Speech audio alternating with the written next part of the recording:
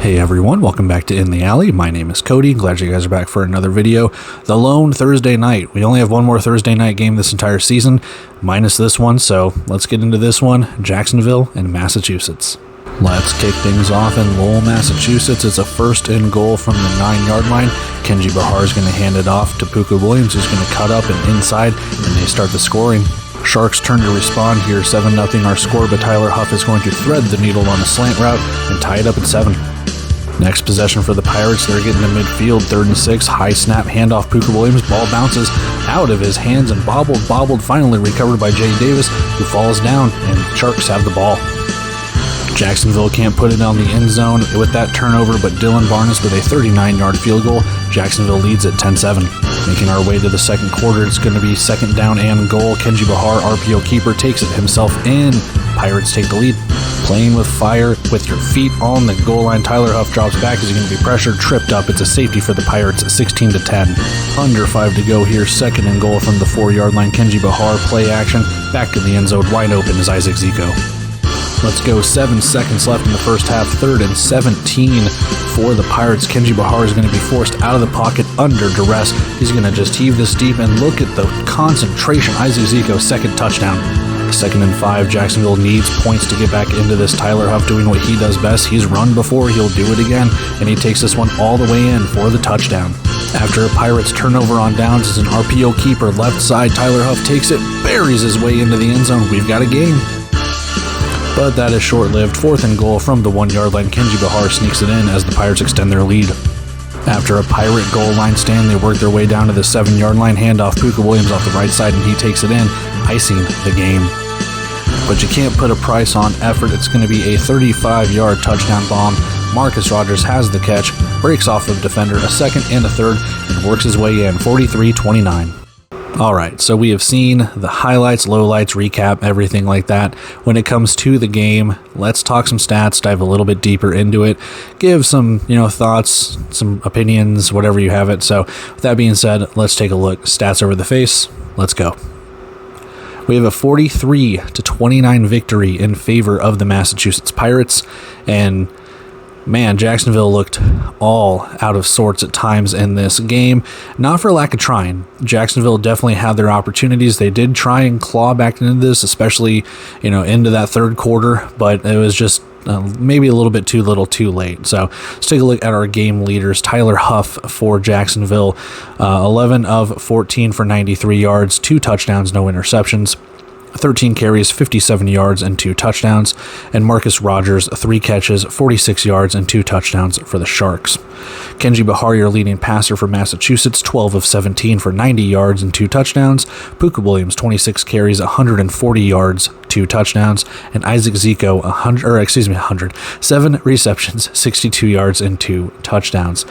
Taking a look over at the team stats here, and kind of similar on 3rd and 4th downs. I mean, the difference here was Massachusetts was able to convert more 4th downs and able to extend some drives. And yeah, there were a couple 4th downs, like the quarterback sneak for 4th and 1 or 4th and goal at the 1, still counts all the same. So I mean, being able to do that, 20 first downs, but the main culprit and the reason why Massachusetts, in my opinion, won this game, 172 rushing yards, 140 of them from Puka Williams on 33 rushing attempts. They ran the ball, and they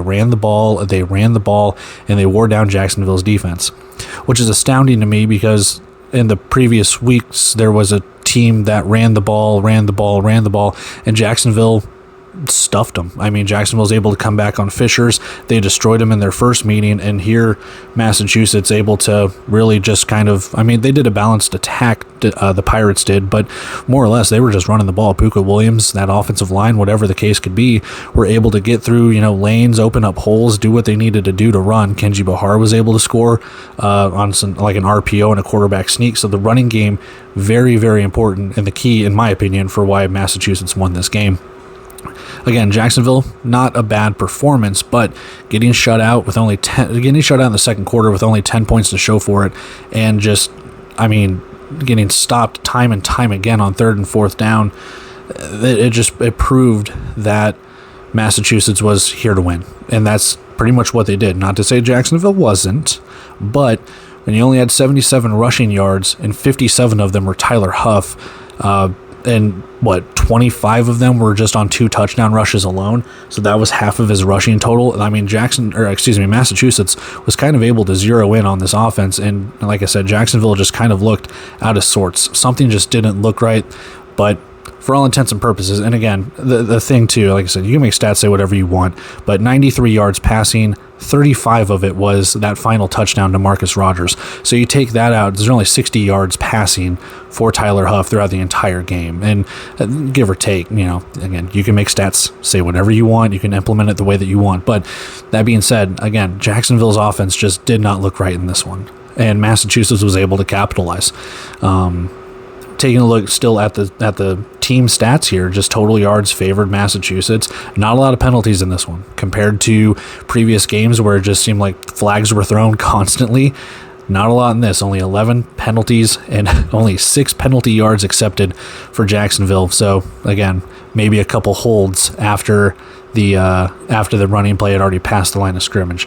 Just the one fumble for the turnover, and that's pretty much it. Jacksonville, again, I'm not saying where do you go from here, but at the same time, this is one of those that kind of leaves you scratching your head. You figure they get up to Massachusetts and, dare I say, play better. And Massachusetts, they looked really good, all things considered. So with that, let's go take a look at our bet, and we will get on out of here.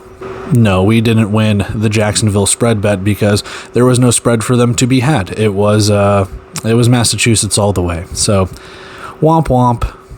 And that is it for our lone Thursday game in Week 11. I'm kind of shocked. I'm not going to lie to you. I did not expect the results to go the way that they did. But, that's just kind of the roller coaster of the 2025 season. There are some games that I clearly think are going to go one way, and they do not. So it's just another year of any given Sunday, Saturday, Thursday, whatever the case could be. And Massachusetts proved it. So with that, I'm going to take off here, guys. I love and appreciate every single one of you for taking the time to watch this video. There are countless videos for you guys to watch. You chose this one, so it truly means a lot because, well, we're getting caught up. We're finally caught up. We're going to get all the Week 11 done right before Week 12. I'm proud of that. So with that, if you guys feel inclined to like, comment, share, subscribe, whatever you guys want to do. If you don't, I don't care. But anyway, with that being said, I'm going to take off here. Plenty of work still left to be done. I'll catch you guys in the next recaps, and we get ready for Week 12. So with that being said, taking off here, guys. See ya.